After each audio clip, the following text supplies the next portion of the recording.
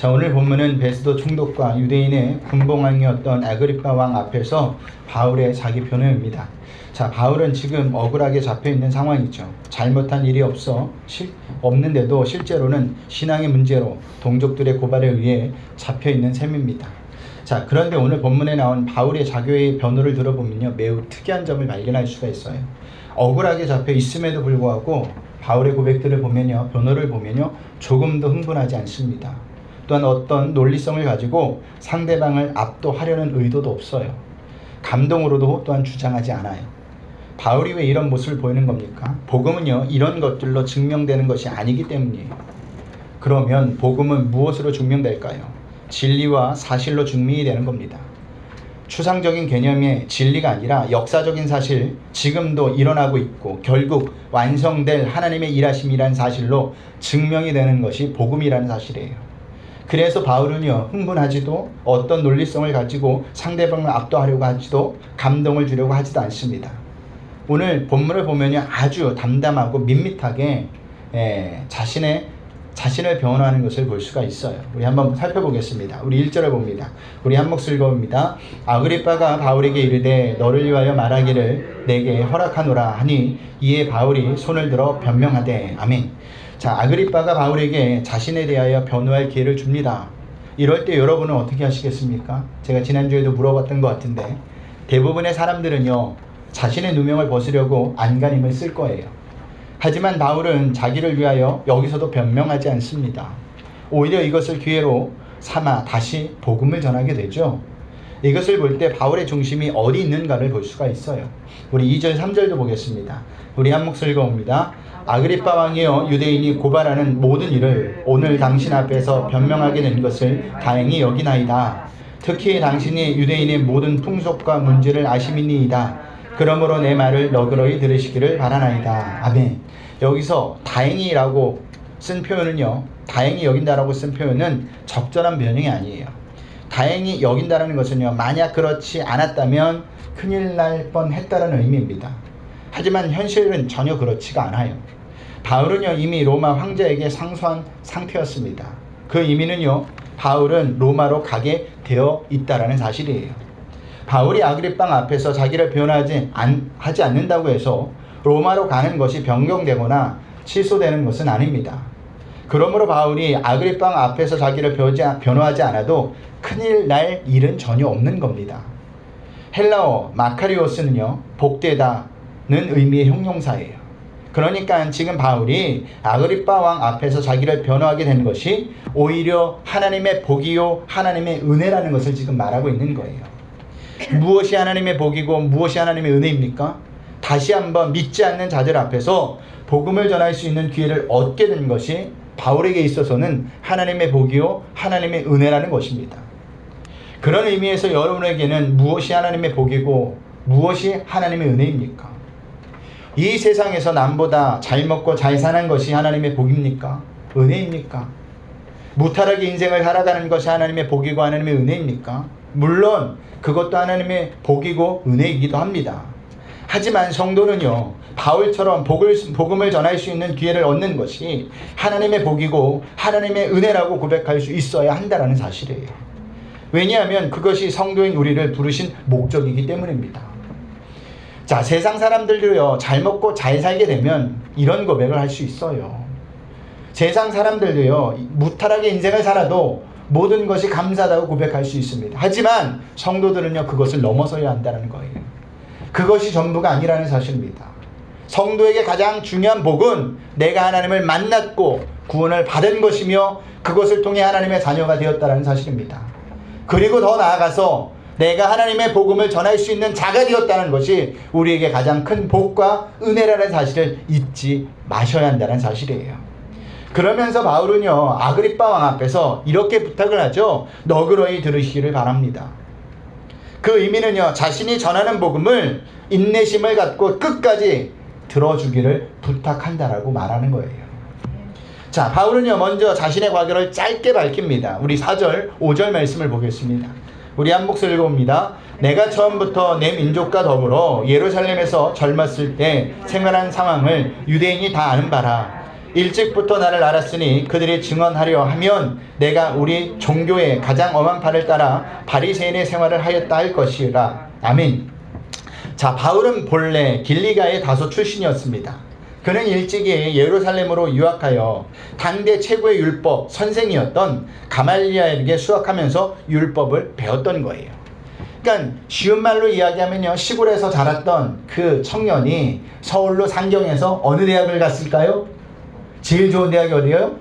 서울대학을 한 겁니다. 거기서 공부를 하였다는 겁니다.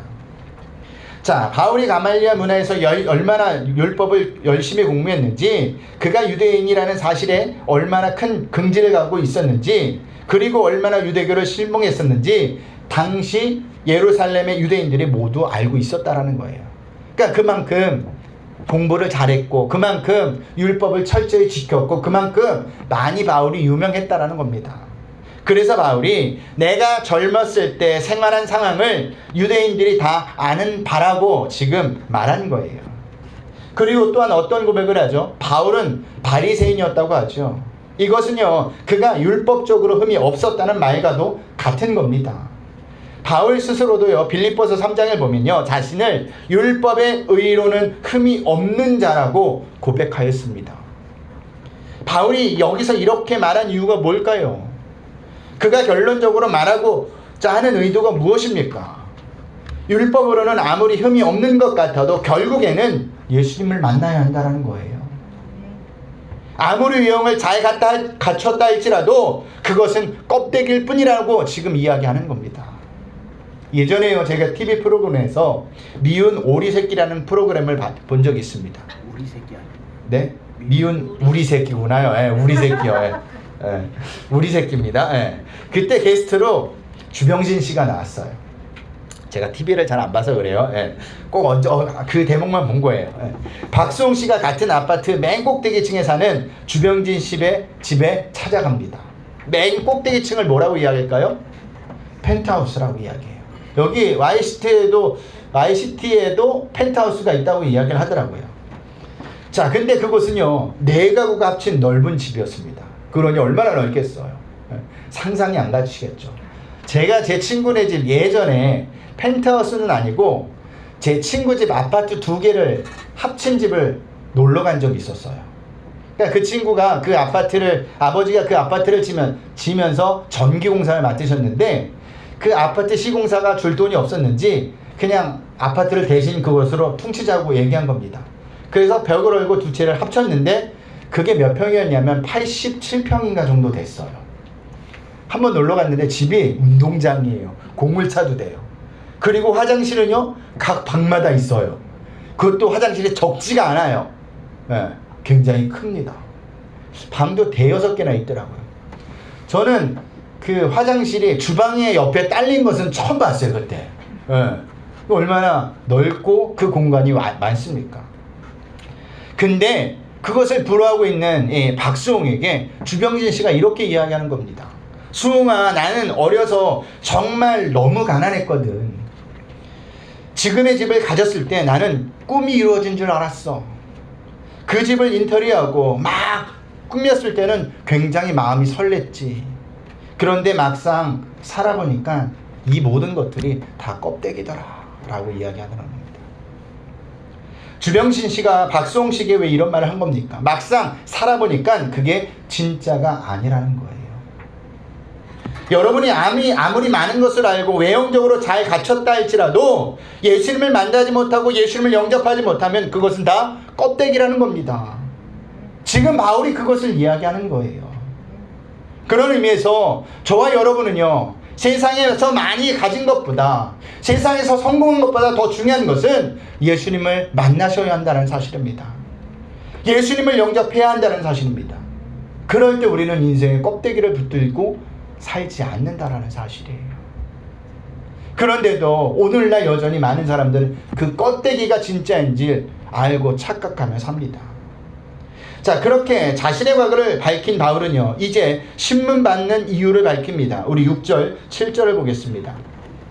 우리 한 목소리 읽어봅니다. 이제도 여기 서서 신문 받는 것은 하나님이 우리 조상에게 약속하신 것을 바라는 까닭이니 이 약속은 우리 12지파가 밤낮으로 간절히 하나님을 받들어 섬김으로 얻기를 바라는 바인데 아그리빠 왕이여 이 소망으로 말미암아 내가 유대인들에게 고소를 당하는 것이니이다. 아멘. 신문 받는 이유는 조상 대대로 전해오는 하나님의 약속에 대한 소망 때문이라는 겁니다. 자, 그 소망은요, 바울이 소망이었던 동시에 이스라엘의 12지파, 다시 말해서 유대인이라면 누구나 소망하고 있는 소망이었어요. 어떤 소망이냐? 다시 오실, 메시아에 대한 하나님의 약속입니다. 하나님께서 보내주신다는 메시아에 대한 약속이었어요. 그런데 이상하지 않습니까? 바울의 소망과 유대인의 소망은 서로 다른 소망이 아니라 동일한 소망이에요. 동일한 소망을 가지고 있는데 왜 바울은 유대인에게 고발을 당해 신문을 받는 것이죠? 이 일을 어떻게 우리가 받아들여야 합니까? 자, 바울을 고발한 유대인들도 똑같이 하나님을 믿고 있었습니다. 그리고 그들은 모두 하나님께서 약속하신 메시아에 대한 소망을 가지고 있었어요. 그러나 유대인이 소망한 메시아는요, 정확히 이야기하면 성경이 말하는 그 메시아가 아니라 정치적인 메시아였던 겁니다. 그들은요, 하나님께서 로마 제국을 몰아내고 그들에게 정치적인 독립과 번영을 가져다 줄 정치적인 메시아를 보내주시라고 믿었던 거예요. 그와 같은 정치적인 메시아관으로 볼 때 나사렛 출신의 예수는요, 그들이 기다렸던 메시아가 아니었어요. 왜냐하면요, 나사렛 출신 예수님은요, 정치적인 독립과 번영을 가져다 줄 목적으로 이 땅에 오지 않았기 때문입니다. 그리고 어떻게 죽었습니까? 죄인의 취급을 받으면서 십자가의 극형에 죽고 말았다는 사실입니다. 그러니 유대인들 입장에서 그분이 메시아라는 것을 인정할 수가 없었던 거예요. 그런데 바울 또한 젊었을 때는요, 유대인들과 동일한 메시아관을 가지고 있었어요. 하지만 바울이 다메섹 도상에서 예수님을 직접 만나고 나니 자신이 그토록 부정했던 나사렛 예수가 바로 그 메시아였던 것을 깨닫게 된 겁니다. 하나님께서 이 땅에 보내신 메시아는요, 로마 제국을 몰아내고 정치적인 독립과 번영을 안겨주는 메시아가 아니라 죄로 인해 죽을 수밖에 없는 인간을 구원하시기 위해 보내주신 메시아였다는 것을 안 것이죠. 그러니 유대인들과 바울의 메시아관이 다를 수밖에 없었던 것이고, 그로 인해 바울이 고발을 당할 수밖에 없었던 겁니다. 하지만 바울은 조금도 물러서지 않아요. 오히려 자기를 고소한 그들에게 부활하신 예수님을 왜 못 믿느냐고 반문을 하죠. 한마디로 예수님을 믿으라고 이야기합니다. 그것이 8절 말씀이에요. 우리 8절 뭘까요? 우리 한 목소리 읽겠습니다. 당신들은 하나님이 죽은 사람을 살리심을 어찌하여 못 믿을 것으로 여기시나이까? 아멘, 여기나이까? 자, 그런데도 유대인들은 왜 예수님을 못 믿었다고요? 그것은 그들이 생각했던 정치적인 메시아가 아니었기 때문에 못 믿은 겁니다. 잘못된 가치관이 하나님이 보내신 메시아로 오신 예수님을 부정해버린 거예요. 그런데 유대인의 모습이 오늘을 살고 있는 저와 여러분의 모습일 수도 있습니다. 잘못된 메시아관, 잘못된 신앙관을 가지면 얼마든지 유대인처럼 생각할 수 있다는 사실이에요. 오늘날 많은 성도님들이 예수님을 왜 믿을까요? 신앙을 왜 가질까요? 예수님을 우리의 소원과 문제를 해결해 주는 분으로 생각하기 때문입니다. 우리를 축복해 주실 분으로 생각하기 때문이에요. 그래서 예수를 믿고도 교회를 다니고서도 신앙을 갖고도 문제 해결이 되지 않고 내가 바라는 것 또한 소원하는 것이 이루어지지 않으면 어김없이 교회를, 예수님을, 하나님을 떠나버리는 겁니다. 왜냐하면 그들이 생각했던 것과 다르기 때문이라는 사실이죠. 혹시 이 자리에 그렇게 예수님을 믿고 계시는 분은 있지 않습니까? 예수님은 그런 분이 아니십니다. 그것은 아주 잘못된 생각이에요. 물론 우리의 소원과 문제를 해결해 줄 수도 있고 축복해 줄 수도 있습니다. 하지만 중요한 것은요, 예수님께서 이 땅에서 오신 주된 이유는 인간의 소원과 문제 그리고 축복을 위해서 오신 것이 아니라 죄로 죽을 수밖에 없는 인간을 구원하시기에 오셨다는 사실이에요. 여러분의 죄를 사하시려고, 여러분을 구원하시려고, 여러분을 천국 백성 만드시려고 오셨다는 사실입니다. 그로 인해 저와 여러분이 구원을 받은 거예요. 저와 여러분에게는요, 이것보다 더 중요한 것이 없어요. 세상에서 성공하는 것보다, 세상에서 잘 사는 것보다, 세상에서 높은 곳에 올라가는 것보다 더 중요한 것은 내가 예수를 믿고 구원을 받았다는 사실, 내가 하나님의 자녀가 되었다는 사실, 나는 천국 백성이라는 사실이 중요하다는 사실입니다. 그런데도요, 구원받는 것보다 더 중요한 것이 있다고 생각한다면 우리는 사단에게 속고 있는 겁니다. 사단은요, 예수를 믿고 있어도 자꾸만 다른 데 관심을 두게 만들어요. 그리고 잘못된 길로 가고 있다고 생각을 만든다는 사실입니다. 그래서 이리 교육하고 저리 교육하는 겁니다. 아니에요. 내가 구원받은 것이 이미 복을 받은 겁니다. 내가 구원받은 것이 하나님의 은혜를 입었다라는 사실입니다. 자, 그래서 바울이 9절에서부터 12절까지도 자신도 처음에는 그랬다고 이야기하고 있습니다. 우리 9절에서부터 12절까지 볼까요? 우리 한 목소리 읽어봅니다. 나도 나사렛 예수의 이름을 대적하여 많은 일을 행하여야 될 줄 스스로 생각하고 예루살렘에서 이런 일을 행하여 대제사장들의 권한을 받아가지고 많은 성도들을 옥에 가두며 또 죽일 때에 내가 찬성 투표를 하였고 여러 번 형벌하여 강제로 모독하는 말을 하게 하고 그들에 대하여 심히 격분하여 외국 성까지 가서 박해하였고 그 일로 대제사장들의 권한과 위엄을 받고 다메섹으로 갔나이다. 아멘. 자신도 예수의 이름을 대적했다고 합니다. 심지어는 예수를 믿는 사람들을 옥에 가두려고 대제사장들에게 권한을 받아가지고 다메섹으로 갔었다고 하고 이야기하고 있어요. 꼭 지금 바울을 죽이기도 전에는 먹지도 마시지도 않겠다는 서원한 40명의 사람들과 똑같았다라는 거예요. 그랬던 그가 예수님을 만나게 된 겁니다. 그랬던 그를 예수님께서 만나주신 거예요. 우리 13절 14절을 보겠습니다. 우리 한 목소리 읽어봅니다. 왕이여 정오가 되어 길에서 보니 하늘로부터 해보다 더 밝은 빛이 나와 내 동행들을 둘러 비추는지라 우리가 다 땅에 엎드려지매 내가 소리를 들으니 히브리 말로 이르되 사울아 사울아 내가 어찌하여 나를 박해 하느냐 가시체를 뒷발질하기가 내게 고생이니라. 아멘. 자, 바울을 만나셔서 하나님께서 예수님께서 하신 말씀이 뭐예요? 내가 어찌하여 나를 박해하느냐 가시체를 뒷발질하기가 내게 고생이니라. 바울은요 나름대로 하나님을 위해 일을 한다고 생각했던데 그게 아니었던 것입니다. 오히려 주님을 박해했던 거예요. 그런데 그게 바울에게 가시체를 뒷발질하는 고생이라는 겁니다. 자, 가시체가 뭘까요? 긴 막대기에 가시나 쇠 조각을 붙여 놓은 막대기를 말하는 겁니다. 그러니까 쉽게 말하면 우리는요, 채찍을 생각하는데 이스라엘은 그것을 막대기로 사용한 거예요. 이것으로 짐승을 몰아가는 겁니다. 그런데 짐승들이 가기 싫다고 뒷발질을 하죠. 안 움직이죠. 그러면 주인이 어떻게 할까요? 더욱더 가시체를 막대기로 짐승을 쳐서 고통을 줍니다. 그러면 어떻게 해요? 결국에는 그 짐승은 고통을 못 이기고 가게 되어 있는 거예요. 바울의 과거 모습이 이러했다라는 겁니다. 이것은요, 그 당시에 신을 부인하는 것은 헛된 노력이라는 헬라식의 속담이었어요. 그러니까 바울의 열심을 부렸다는 것은요, 결국에는 짐승의 가시체를 뒷발질하는 모습과 같았다라는 의미예요. 사실 우리도 이렇게 삽니다.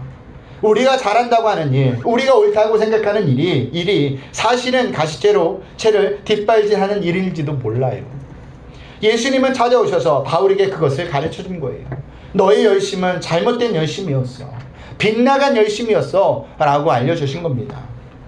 그런데도 오늘날에서 이런 잘못을 하고 빗나간 열심들이 너무 많다는 겁니다. 하나님의 이름을 빌어서 자기 이익을 추구하는 열심. 입만 열면 하나님을 이야기하지만 속에는 자기의 탐욕으로 가득한 열심, 자기 만족을 위한 열심, 이런 열심들은 하나님과 전혀 상관없는 열심이라는 겁니다. 지금 바울은요, 자신의 고백을 통해 자신의 신앙 문제가 무엇이었는지를 정직히 고백하고 있다는 사실입니다. 그렇기 때문에 우리도 우리의 신앙을 점검해 보셔야 합니다. 우리가 정말 열심을 부리고 있는 것이 무엇인지, 하나님이 원하시는 열심인지, 아니면 내 인간적인 열심인지. 내 인간적인 열심이 될 때 그 열심으로 인해서 많은 사람들이 어려움을 겪어요. 그 열심을 해서 교회가 어려워진다는 사실을 아셔야 합니다. 그렇기 때문에 여러분은요, 하나님이 우리에게 원하시는 것이 무엇인지 아는 것이, 정확히 아는 것이 중요해요. 그래서 여러분들에게 말씀을 보라고 이야기하는 겁니다. 날마다 기도를 하라고 이야기하는 거예요. 그러면서 거기서 하나님이 원하신 것을 발견하라는 것이죠. 그럴 때 우리는 잘못된 열심을 부리지 않아요. 우리가 열심을 부려서 하나님 앞에 갔는데 하나님이 우리를 모른다고 하시면 그보다 억울한 일이 어디 있겠습니까? 그러니 잘 하셔야죠. 시험 보는 학생이 있습니다. 나름대로 열심히 공부를 해요. 시험 범위는 4단원에서 5단원에서 나와요. 근데 시험 공부를 한 학생은 1단원에서 2단원만 열심히 공부해서 갔습니다. 보니 어때요? 다른 거예요. 그러니 답을 쓸 수가 없는 거죠. 시험을 끝나고 감독관에게 그리고 시험 출제자에게 이렇게 이야기합니다. 나는 1, 2단원을 그렇게 열심히 했는데 왜 이 문제가 나왔습니까? 봐달라고 이야기하면 용서해 줄까요? 봐줄까요? 절대 봐주지 않아요. 이거와 마찬가지라는 사실입니다. 인간의 열심은 아무짝에도 쓸모없어. 그렇기 때문에 하나님의 뜻을 아셔야 돼요. 말씀을 아셔야 한다는 사실입니다. 그러지 않으면요, 우리는 교회 안에 있지만 하나님을 믿는다고 하지만 전혀 다른 믿음과 다른 신앙을 가지고 신앙생활을 할 수 있다는 사실입니다. 자, 그리고 바울은요 계속 말을 이어갑니다. 우리 16절을 볼까요? 우리 한 목소리 읽어봅니다. 일어나 너희 말로 서라. 내가 내게 나타낸 것은 곧 내가 나를 본 일과 장차 내가 내게 나타날 일에 너로 종과 증인을 삼으려 함이니. 아멘. 자, 여기서 예수님은 바울에게 먼저 일어나 너희 발로 서라고 하십니다. 이것은요 바울의 잘못된 옛 삶에서 벗어나 이제는 죄로 인해 죽을 수밖에 없는 인간을 구원해내는 예수님의 종과 증인으로 새로운 삶을 시작하라는 명령이에요. 그런데 예수님을 메시아로 믿지 않았던 바울이 어떻게 예수님의 종과 증인으로서 새로운 삶을 살 수 있었겠습니까? 그것은요 예수님께서 그렇게 명령하셨고 예수님께서 그렇게 살도록 붙들어 주실 것이기 때문이에요. 이것은 우리도 마찬가지예요. 복음을 전하는 것, 즉 영혼을 살리는 일은 우리에게 자격과 능력이 있어서 하는 것이 아닙니다. 많은 분들이 나는 자격이 없어, 능력이 없어, 나는 그런 달란트가 없어 라고 이야기하지만 그것과 하등 상관이 없어요. 왜냐하면 예수님께서 명령하셨고 예수님께서 그렇게 살도록 붙들어 주실 것이기 때문에 우리는 순종하며 가야 하는 겁니다. 우리가 말을 하지 못할지라도 하나님 그 다음은 하나님이 하시는 거예요. 말 잘한다고 많이 배웠다고 전도를 많이 할까요? 절대 그러지 않아요. 말 하나도 못하고 초등학교까지 나오지 못한 사람도 전할 때 전도는 되는 겁니다. 왜냐하면 그것은 인간이 하는 것이 아니기 때문이에요. 하나님이 하시는 거기 때문입니다. 그러니 우리는요 예수님을 믿는 믿음으로 날마다 복음을 증거하셔야 돼요. 그 다음은 누가 할까요? 주님이 하시는 겁니다. 그래서 예수님은요 바울에게 당신의 종과 증인으로 새로운 삶을 시작하라고 명령하신 겁니다. 또 어떤 말씀을 하셨을까요? 우리 17절을 보겠습니다. 우리 한 목소리 읽어봅니다. 이스라엘과 이방인들에게서 내가 너를 구원하여 그들에게 보내요. 아멘. 자, 이스라엘과 이방인들에게서 바울을 구원해 내시겠다라는 거예요. 그런데 놀라운 것은요, 그 구원해 낸 곳을 어떻게 하겠다고요? 다시 보낸다고 말하고 있죠. 여기서 이스라엘과 이방인들은 세상 모든 사람을 말하는 겁니다. 자, 그런데 왜 하나님께서 이렇게 바울을 그곳에 다시 보낼까요? 이유는 세 가지입니다. 우리 18절을 보겠습니다. 우리 한 목소리 읽어봅니다. 그 눈을 뜨게 하여 어둠에서 빛으로 사탄의 권세에서 하나님께로 돌아오게 하고 제3과 나를 믿어 거룩하게 된 무리 가운데서 기업을 얻게 하리라 하더이다. 아멘. 첫 번째는요, 모든 사람의 눈을 뜨게 하여 어둠에서 빛으로 오게 하신다는 것입니다. 그 의미는 영적 소경들의 눈을 열어 그들로 하여금 구원의 진리를 보게 하여 하나님께 돌아올 수 있도록 한다는 거예요. 두 번째는요, 모든 사람들을 사단의 권세에서 하나님께로 돌아가기 위해서입니다. 그 의미는요, 사단의 다스림을 받아 죄의 종노릇 하던 자들은 죄에서 벗어남으로 해서 하나님의 다스림을 받는 자로 만들어 버리시겠다는 거예요.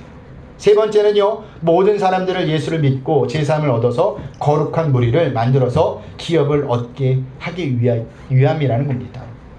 왜 이것을 바울에게 맡길까요? 그것은요, 바울이 누구보다도 어둠에 있었던 자였고 사단의 다스림을 받던 제 종노릇 하던 자였기 때문이에요. 그래서 그런 바울을 하나님께서 선택하신 겁니다. 그리고 당신의 복음을 전하기 위한 일꾼으로 삼아주신 거예요. 이것은 우리도 마찬가지입니다. 하나님께서 왜 우리를 다른 사람들보다 먼저 불러 구원을 하셨을까? 다른 사람보다 더 나아서 그랬을까요? 절대 그렇지 않습니다. 우리는요, 바울처럼 누구보다도 어둠에 있었고 사단의 다스림으로 받아 제 종로를 하였기 때문이에요. 그래서 우리에게 종과 증인의 삶을 살게 하여 주셔서 그 증거를 세상에 보여주시기 위해서 저와 여러분을 택하셨다는 사실입니다. 그러니 우리는 그 감격과 간증을 가지고 복음을 전하셔야 해요. 내가 구원받은 감격, 그 간증이 날마다 우리에게 있어야 한다는 겁니다. 그것을 가지고 나아가서 전하지 않으면 하나도 전해지지 않는 거예요. 사람이요, 진짜를 경험하면요, 진짜를 말하면 합니다. 사람이요, 그 사람이 진짜를 말하는지 거짓말을 하는지 다 알아요. 그거는 속일 수가 없어요. 그렇기 때문에 우리는 예수님, 하나님을 만난 자로서 그 감격과 간증이 날마다 있어야 합니다. 그럴 때 그것을 가지고 전할 때 세상 사람들이 그것을 보고 믿는다는 사실입니다. 자, 말씀을 마치겠습니다. 바울이 이 모든 것을 아주 담담하게 아그리빠 왕 앞에서 말하고 있는 것이 있어요. 그런데 그러면서 하는 것이 무엇이냐면, 이렇게 말하는 이유는 당신도 예수님을 만나야 되고 예수님을 영접해야 한다는 겁니다.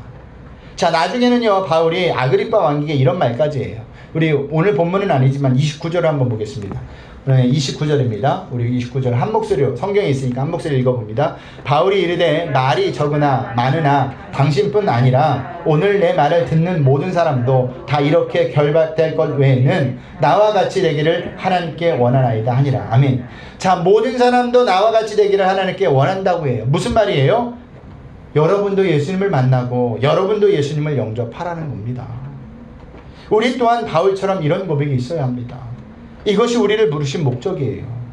한 주간도 우리는 이 부르심의 목적을 잊지 마시고 만나는 사람마다 자신에게 나와 같이 예수님을 만나고 나와 같이 예수님을 영접하십시오. 그것이 여러분이 사는 길이고 그것이 여러분이 복된 길입니다 라고 증거하셔야 한다는 사실입니다. 분명히 여러분들 한 주간도 많은 사람 만나요. 한 주간에 여러분이 몇 명을 만날까요? 제가 볼 때는 100명 이상을 만날 거예요. 사람 주변에 스치는 사람까지 다 포함하면. 그때 우리는 예수님을 증거하셔야 합니다. 내가 만난 예수님을 말하셔야 돼요. 그것이 여러분을 부르신 목적이라는 사실입니다. 이것을 잊지 않는 한 주간이 되시길 주님의 이름으로 부탁드리겠습니다.